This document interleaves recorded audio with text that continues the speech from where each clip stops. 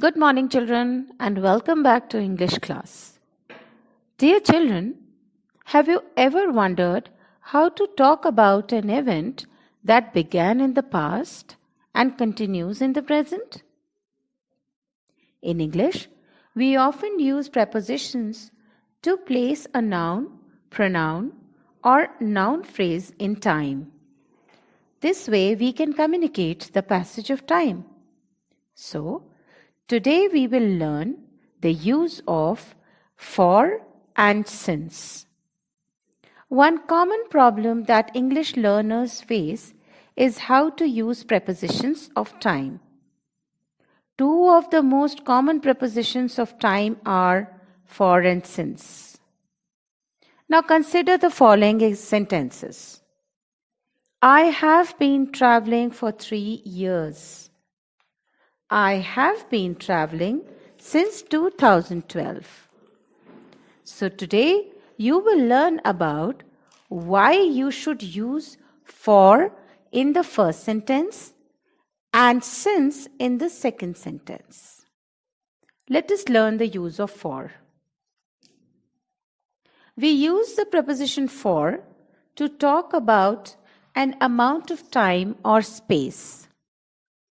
The amount of time could be seconds, minutes, hours, days, months, or even years.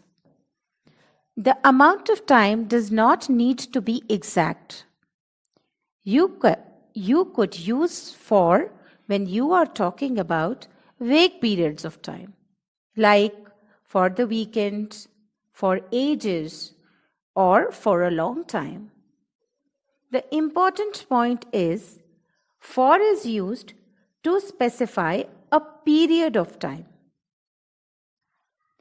In English, the basic formula for using for is this: for plus a period of time. For can be used when talking about the past, present, or future. Here are 3 example sentences that use similar vocabulary but use different verb tenses. In the first example, we are using a past tense. Last year, Raj traveled for 3 weeks. Present continuous tense. Raj is traveling for 3 weeks. Future tense.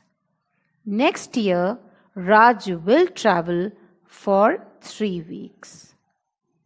So we see here, children, regardless of the verb tense, the preposition is still followed by a period of time. So here was the use of for that tells us a period of time. And now we are going to do the use of since. Now let us learn about since. In English, we use since to refer to a point of time. Since can refer to a point after a specific time or event in the past, or it can refer to a particular point beginning sometime in the past and continuing until the present time. The particular point in time could be anything: last Tuesday, 2020, or midnight, for example. The important point is that since is used with a particular point in time. In sentences with since, we usually use perfect tense. When using since, we normally use present tenses in the main clause of the sentence. You wouldn't use since when you are talking about the future because by definition, since refers to a specific point in the past. Here are 2 examples in the present perfect tense. It has been raining since 8 a.m. I have been walking since 10 p.m.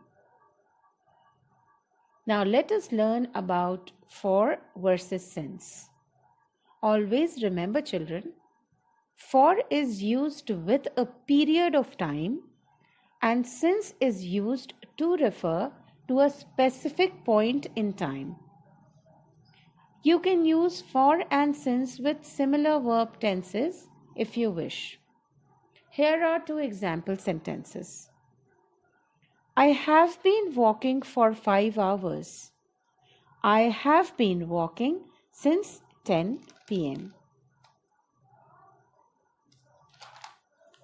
We lived here for 20 years. We lived here since 1985.